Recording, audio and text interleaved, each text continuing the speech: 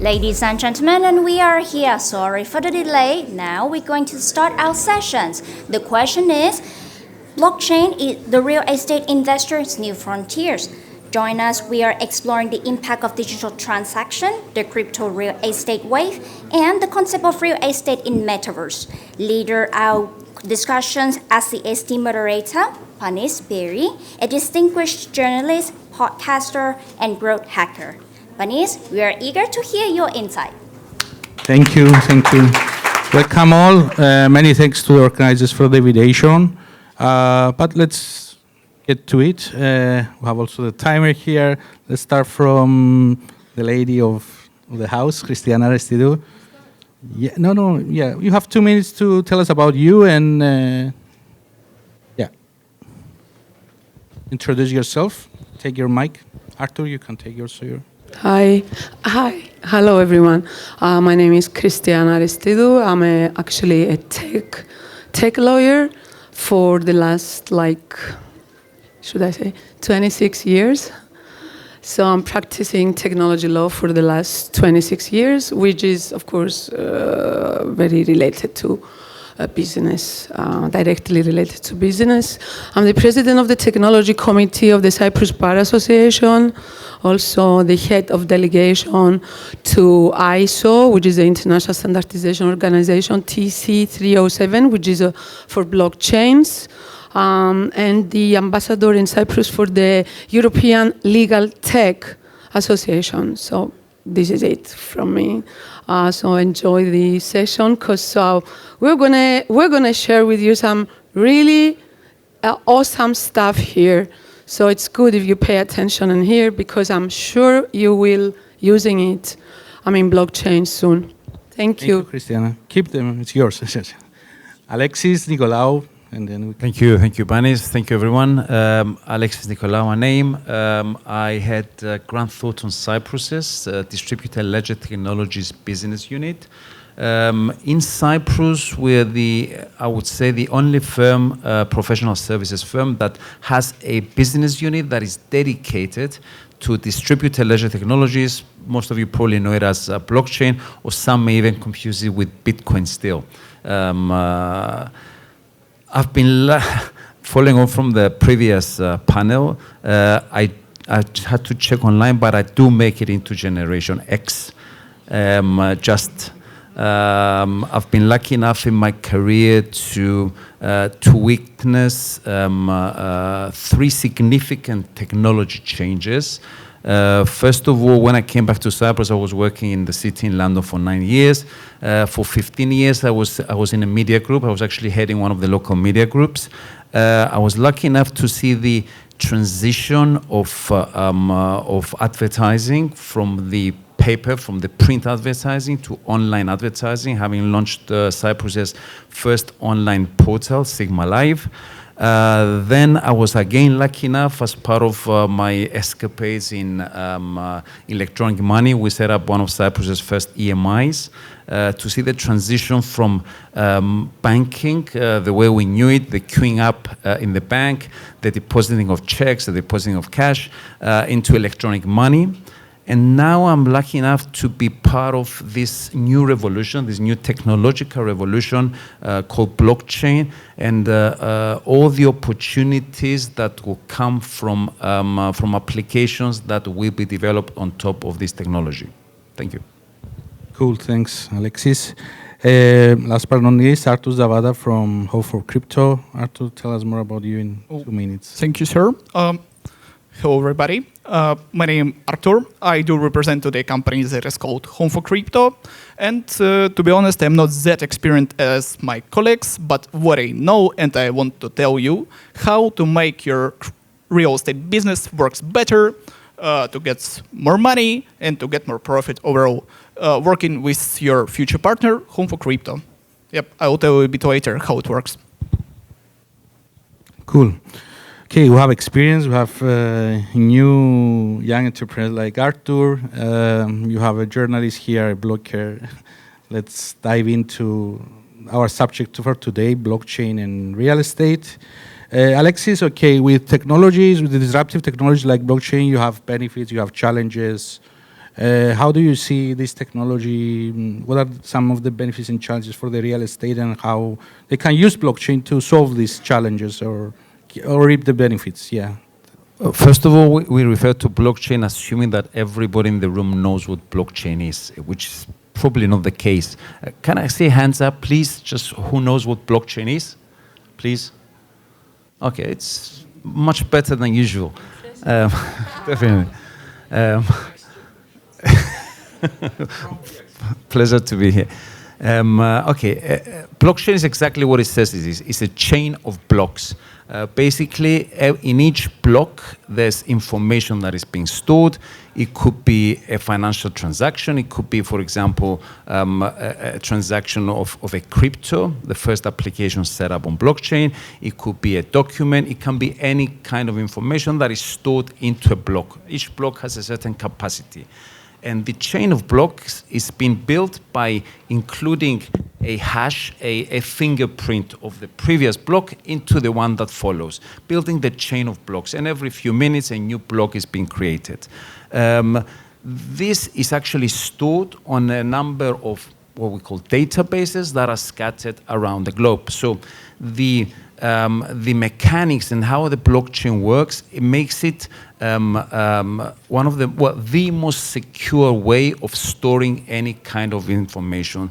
Immutability is the biggest asset of blockchain technology, as well as transparency, security, etc., etc. So, in order to tamper any information that is found in a block, you will have essentially to go to the last block of the chain and tamper each block subsequent to the one where the information is stored, and you have to do that at the same time on all copies of that database. A task simply impossible, or it would take billions in energy to actually affect something like that. That's why blockchain is considered to be the most secure way of storing any information. Now, when it comes to the property sector, I'm sure most people here would know the complexities involved in a property transaction, the number of parties that are actually involved, lawyers, agents, the land registry. All this causes some kind of lack of transparency when it comes to the transactions that are actually taking place, to the ownership of the property. The coming of blockchain technology sheds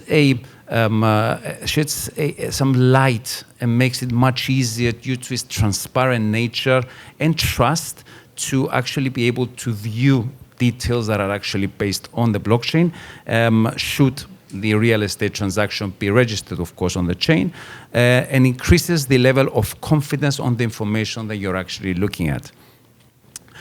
Title deed fraud. That's another issue that is actually being faced by the property industry. The ability to secure a document on the blockchain and the difficulty with which you will have to tamper that document, and also the fact that the authenticity of that document can be verified independently of the issuer, and that is a big asset of the blockchain, the fact that you don't need the middle parties, you don't need the verifying authorities in actual fact to be able to prove that something is original. Imagine a world of digital documents where you can actually have trust in every digital document that is put in front of you. I'm sure we all know the ease with which you can actually tamper a digital document, a PDF file, you convert it to Word, you make the changes, and you just make it into PDF again. So easy to actually get it past whatever you wish.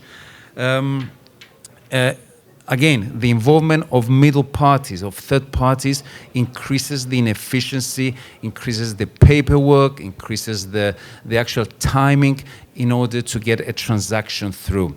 The introduction of blockchain technology and so-called smart contracts, which I'm sure Christiana will expand further on, which are basically contracts that are translated into code and anchored on the blockchain, self-executing upon fulfillment of a certain prerequisite.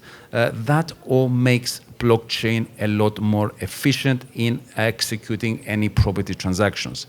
The difficulty with which people who have access to funding or financing nowadays. We all know the problems with the banks. For a bank to loan you, you need to show that you have the money.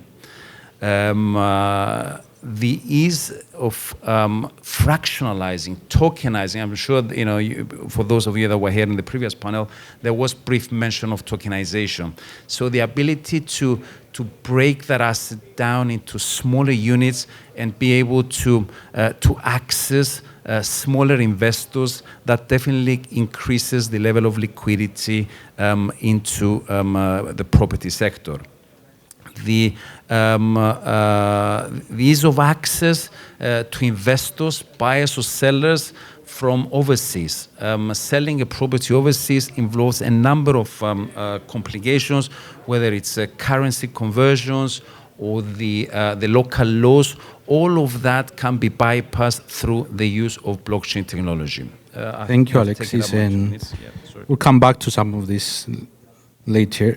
Christiana, you as a tech lawyer, you have seen a lot of use case studies about blockchain technology also in the real estate. Can you tell us, how we can implement some of these use case studies?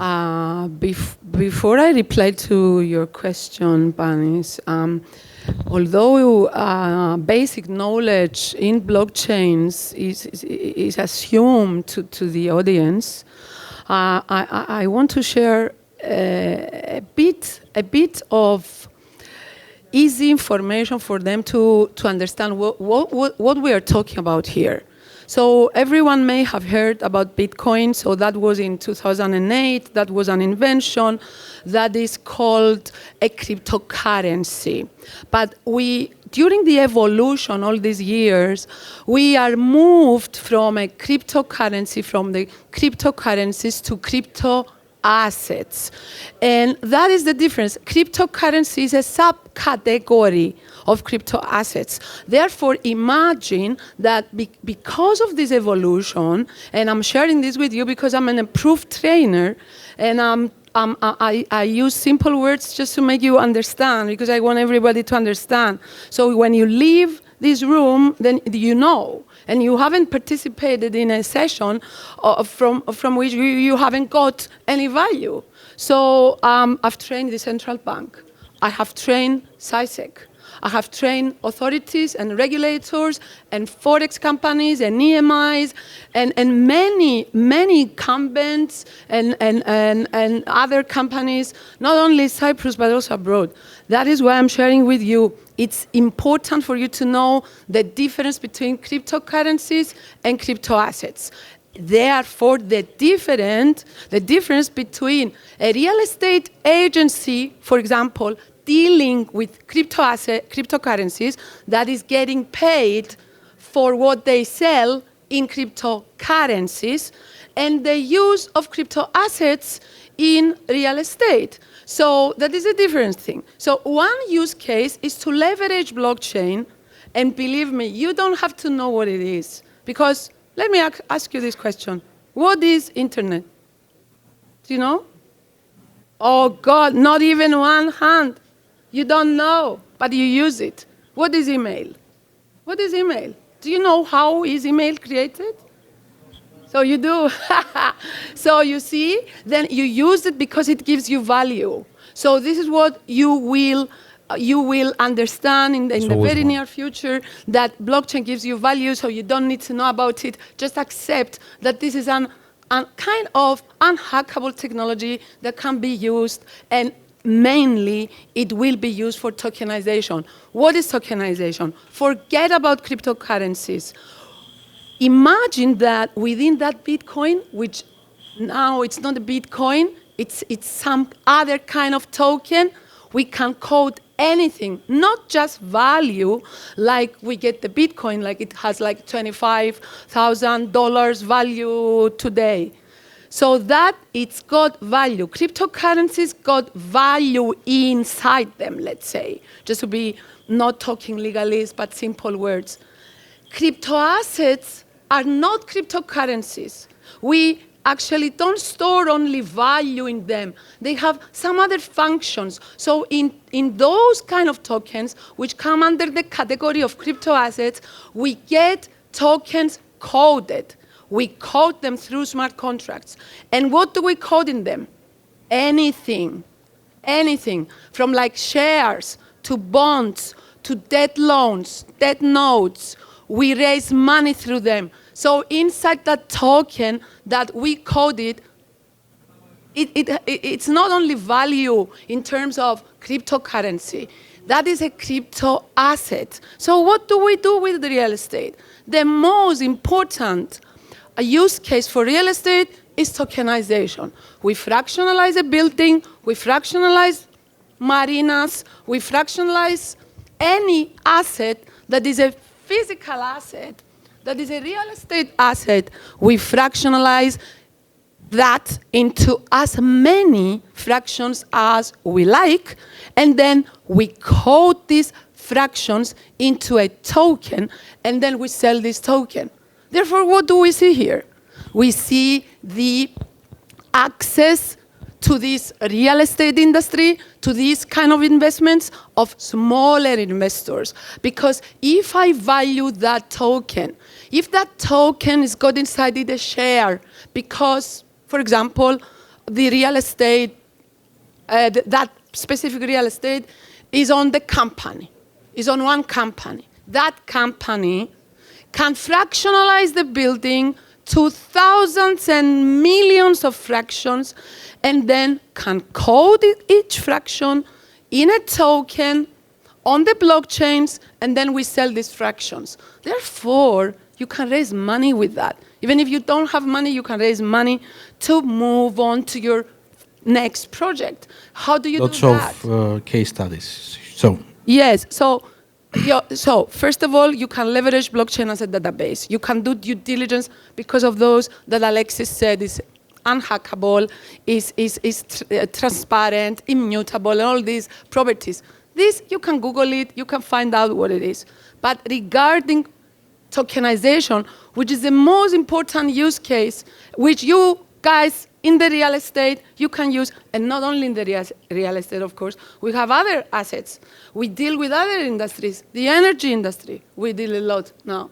Shipping industry, we get to have ships getting fractionalized, yachts getting fractionalized, for whatever reason. And we combine that with sustainability, inclusiveness, ESG, and whatever, climate change, and we do all this stuff. So your project transforms into a project respecting the climate, respecting sustainability, being aligned with the Sustainable Development Goals of the United Nations. Lots of case studies. Thank you. Thank you.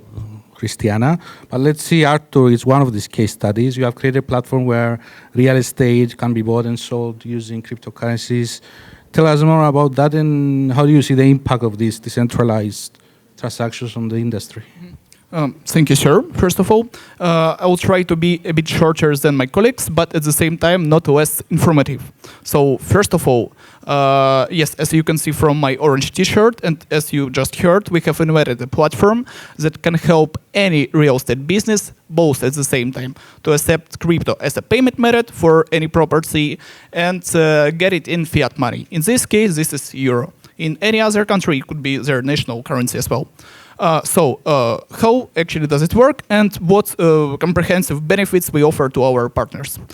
First of all, this is a sales growth. I mean, whenever you start to accept a new payment method, in this case, this is crypto, you're able to find a new auditory for your business. In this case, it could be whether crypto buyers or crypto investors. In both cases, it's good because more money in your business means more profit. Secondly, this is focus on income. I mean, you don't need to spend your budget on teaching how to use crypto for your accountants, for your finance team, for your sales. We can do it instead of you. That's what we do, and that's why you can be our partner. And finally, it's absolutely legal. I mean, we have invented a system that can help you not to touch anyhow the crypto. So let it to us. You will get only fiat money. Thanks. Cool. Alexis, you mentioned earlier about the property, streamlining the transfer of property deeds and the ownership verification. Can you tell a bit more how the technology can help on that aspect? Sure. Yeah. Blockchain is the single source of truth. Yeah. So the ability to cut out the middle parties, the ability to independently verify, the ability to reach a global audience, the security, the efficiency, all that stuff that I have mentioned is all going to be streamlining the operations of what's happening today with the land registry. But for me, the most important thing, Panis, is what Christiana touched upon, the ability to reach out to a different audience when it comes, and this is where Artur's business comes in as well, the ability to reach out to different audiences in order to tap into a new pool of liquidity. The investor that has 5, 10, 50K sitting in his bank account, that money, which will probably be worth less tomorrow and even less the day after because of inflationary effects, the ability for that person to get into the property market, to invest into a sector that I would say today, together with the renewable energy sector, is one of the sexiest sectors, the one that is expected to generate most returns. So that is, and to do that, both with fiat and crypto. FuturEstate Alliance, which is on my title there, is a tokenization platform, asset tokenization. I'm not saying real estate only, because as Christiana mentioned, there's a number of projects we're looking at now, from renewable energy to property to financial products to precious stones. So the ability to fractionalize, to break down any asset generating an IRR, a return to the investor, to break it down into smaller units. So giving the owner of the project access to a new pool of liquidity coming both from the crypto world, and we have integrated a platform with financial institutions registered within Europe, in the UK actually, licensed institutions, to be able to accept both the crypto and the fiat held in escrow accounts, or when it comes to crypto custodial accounts, and release those funds to the owner of the project upon completion of the funding round. Crowdfunding was mentioned on the previous platform. Let's say the asset tokenization using blockchain is an improved version, a more secure version of what crowdfunding has been, giving more flexibility. The legal aspect was mentioned earlier, and I will not take from your time here because you will mention the legislation. Yes, I agree with what the previous panel has said. Legislation is a very important aspect of anything new. And the whole community is actually, the whole ecosystem is calling for regulation, and the European Union has recently launched 2 legislations. Back in March, the DLT pilot regime, which basically defines the framework for setting up what we call mini exchanges, where these assets can be traded. Me, being the owner of a token, can list, thus giving my investors a secondary market access to a secondary market. Again, as mentioned on the previous panel, very important for anybody investing in such assets to know that they are liquid. They can actually go and find a place to sell them. And more recently, you must have heard the MiCA regulation that actually has come along to define the types of tokens, of crypto tokens. So this win-win situation for both the small investor, the crypto investor, and the owner of the project to have this access to an additional pool of liquidity is what is going to be revolutionized. Anything that has value, anything that can be tokenized, we believe will be tokenized. Why? Because it makes sense. The characteristics of blockchain technology, as I described earlier, is something that will attract both sides of this transaction, both the investors and the owners of the project. Let's go almost to the legal and regulatory Yes. challenges, because there is a lot of, especially in Cyprus, but also in a global level. Of course, in Dubai, they solved all this. They are moving faster than anybody in the world. But yeah, how we can overcome also some of these? If you ask me a couple of years ago, I would say challenges were so many. But as I see, slowly, we overcome the challenges. So I don't see so many challenges today. And having shared that the differentiation before, differentiation between the Bitcoin and those cryptocurrencies that are similar to that, and the crypto assets, which are a broader category, I want to share this with you so you will understand how we categorize the laws and regulations. Since we said there is the Bitcoin, it's got some value, that is a payment token. Similar to Bitcoins are all cryptocurrencies that we use them to pay. Some of them do have volatility.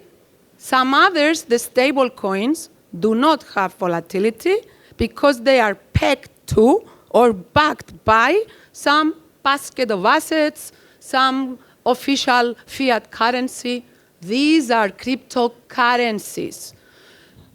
What I shared before with you, that in a token we can tokenize share or bond or profit or investment agreement, this is a security token. So we do get payment tokens. These are the cryptocurrencies on the exchanges. We do get security tokens. These are not cryptocurrencies. These are crypto assets. These have different legislation, and the first category has other legislation. So for the cryptocurrencies, which are the payment tokens, which they are under that category, we find the stable coins, for example, and others which are not stable. These are regulated by the newest legislation, which is called MiCAR, Markets in Crypto Assets Regulation. Market in Crypto Assets Regulation has nothing to do with tokenizing real estate. This is the legislation for cryptocurrencies. If we now move to the other side, and we're talking about security tokens, these are not cryptocurrencies. These are not covered by MiCAR. How are these covered, therefore? These are security tokens, because inside them we code shares, we code bonds, we raise money based on loan agreements, we give profit to the investors because we rent the properties. These are security tokens. Do you see any similarity between these tokens that I'm describing now, the security tokens, with Bitcoin? Bitcoin, we use it to pay. Similar to Bitcoins, we use them to pay. Do we use security tokens to pay? Do we use any token that inside it has a share to pay? No. Therefore, you need to think about the function of the token. So different functions have different regulations. So cryptocurrencies have MiCAR now.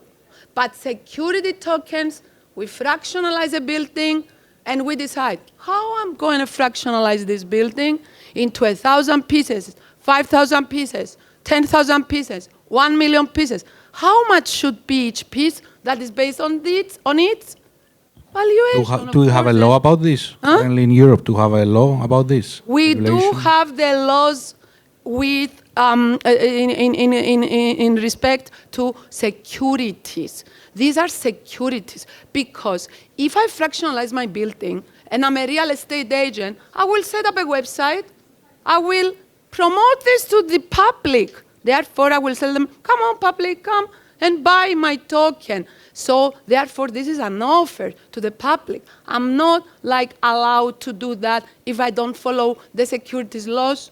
Therefore, I follow the securities laws, not MiCAR. MiCAR is for cryptocurrencies. For tokenizing real estate, we follow the securities laws, the prospectus law, in order to offer these tokens to small investors through websites, through digital marketing. We target the communities of crypto-friendly individuals. Maybe one real estate agent say to me now, but I'm selling them. I don't care. I'm selling. I do get investors. I do get people who care, and they buy the whole apartment. Okay, good for you. Are you going to keep finding them? Because as we speak, crypto-friendly individuals, tech-savvy individuals multiply day by day. Maybe you forgot that kids are born, so life goes on. And then, have you ever planned the continuity of your real estate agency? Most of real estate agencies are family business, yes. Some others are not. So therefore, the parents and the grandparents will give this business to their kids, to their grandkids. So do you think your grandchildren will be able to sell to the same traditional people you do sellings? No, of course you're not. Therefore, why this ignorance towards technology? Why you don't get into it? Why you don't search about it? I mean, we're dealing with that. I mean, why should we share this if it didn't have value to you? So try it. Dare to get involved into tokenization, especially you who do not have the funds. Do you have something on paper? Do you have architectural plans? Have you got your permissions? Is this project you're working on something that could attract smaller investors? Then dare to tokenize it. You will raise funds. Even if you do have the funds, you will move to your next project. I believe, Christiana, we are moving in a world that we will have normal currency and maybe digital currency in the future. I don't believe crypto will leave, is here to stay. But I believe, it's good for all the real estate agency. We have people here to start exploring this and move forward. But Artur, we're living also in a machine-driven world, like AI, automation. How do you see all these integrate? I mean, also blockchain technology, AI, Metaverse is a new buzzword. Let's talk about it. Thank you, sir. Let's be honest. It's absolutely clear that both Metaverse and RE are growing extremely fast. Hopefully, our company is running fast too. So here we go. To be able to accept crypto payments, you need to have a cryptocurrency gateway. And it's exactly what we offer to our partners. It doesn't really matter for us whether you want to sell to your clients, land in the Metaverse, or it could be a cryptonized token in Dubai Mall, or it's just like a luxury villa somewhere in Larnaca. It doesn't matter. We are able to accept any crypto for those payments. More than that, I do really apologize. Are you exploring as a company a Metaverse option? We're ready and we're open to any options as well. We're quite mature in tokens as well. We've been working before in this niche, so we can discuss anything. We're quite known in this sphere, and we have lawyers that know what workplace is gonna get some profit for you. Yep. Cool. We have another 7 minutes, so I want to give the floor to you to ask questions. So feel free to raise your hand. Here. Wait for the mic. State your name, maybe, and then tell us your question. My name is Lee. I'm very interested in real estate tokenization, as the panelist mentioned. I want to ask, What is the regulation requirement to set up a company to do the real estate tokenization in Cyprus? Very specifically, I want to address the question to Mrs. Christina. Yeah. Thank you, Lee. Thank you very much. So you set up the SPV, that is the special purpose vehicle. If it is established in Cyprus, that vehicle would need to follow the Cypriot laws. These Cypriot laws have to do with securities laws, investment laws, prospectus laws. What is a prospectus? A prospectus is when you give shares or you give securities to the public, then you need to have approval by SISEC. Therefore, you file, you submit, you draft this prospectus and you submit it.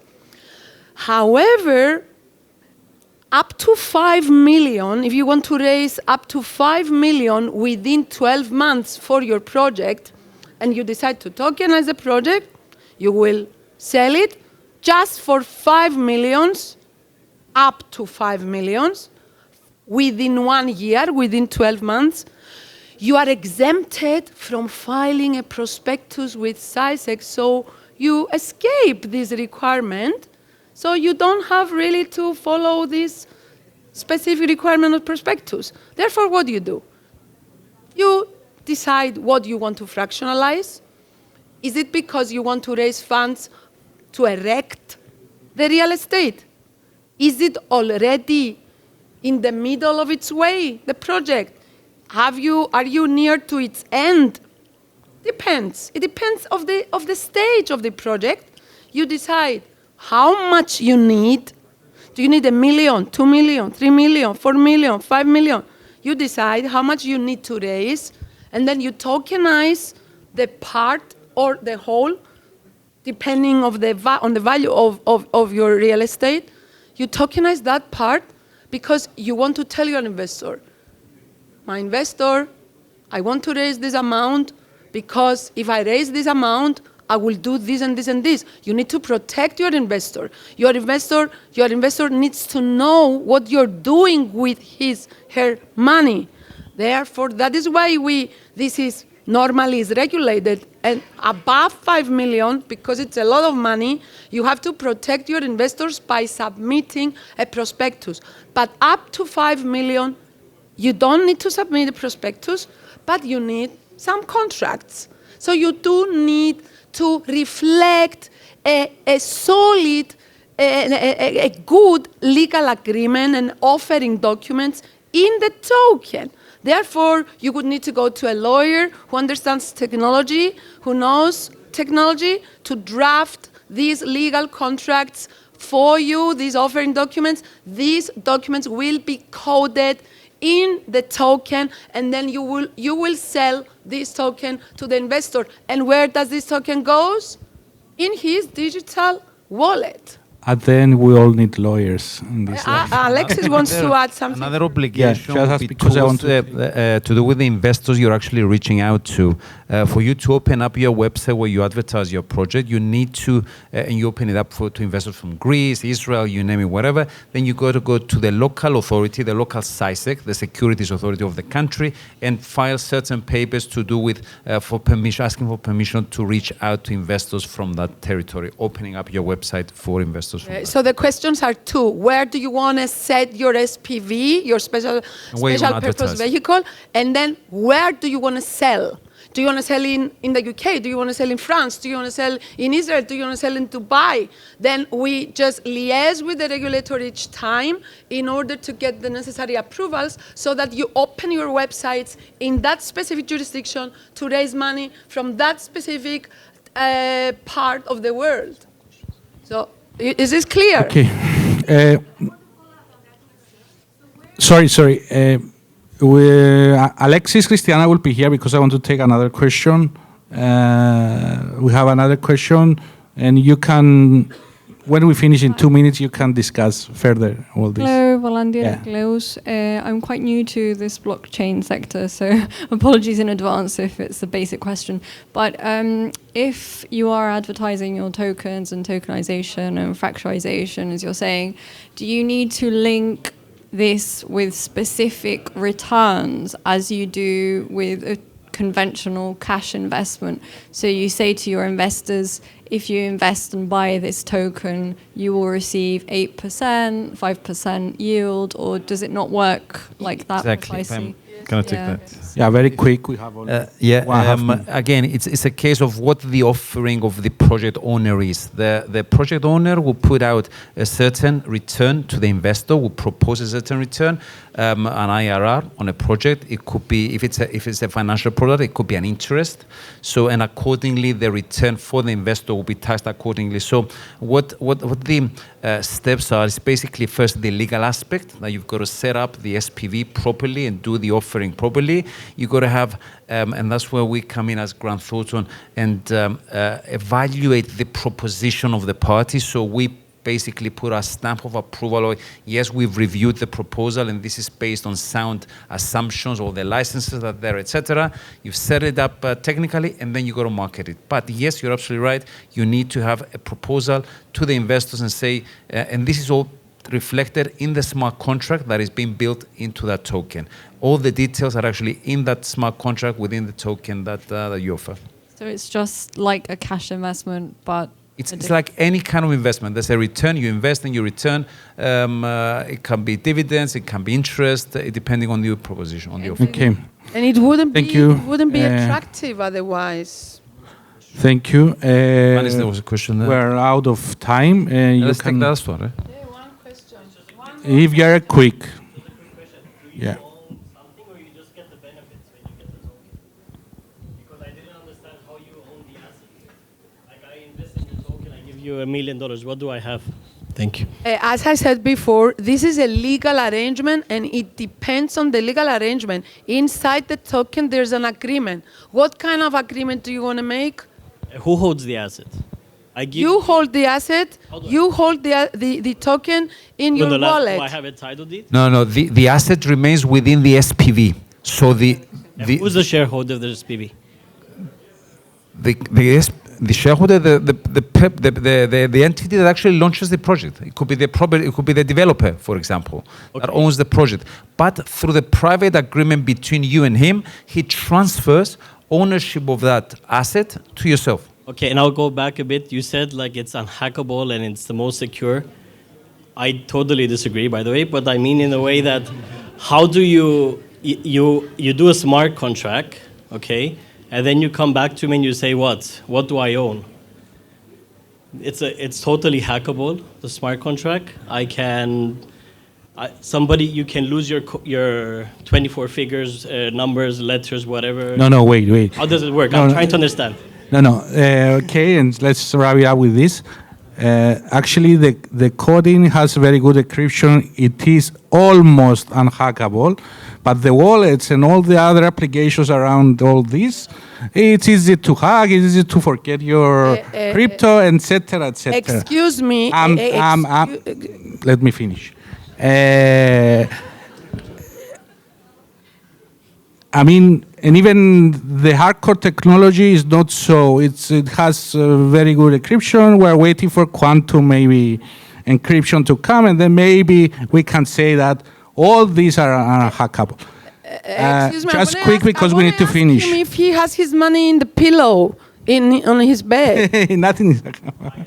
You have it in a bank, and the bank has access to your account. That is why what happened in 2013 in Cyprus. So what I'm saying is that if they do have access to your money through the banks, then yeah, it could be the case that they do have access to your wallet. Therefore, you should be very careful who you choose as a custodian of your wallet, because we do get custodians who are regulated. Anyway, thank you very much. Thank you very much. We need to wrap it up. Thank you, Artur. Thank you, Christiana. Thank you, Alexis. Christiana will be here if you want to have a talk with them. Artur has a booth outside in the expo. You can find him. He will be here all day long. Thank you. Hope you have learned something new today.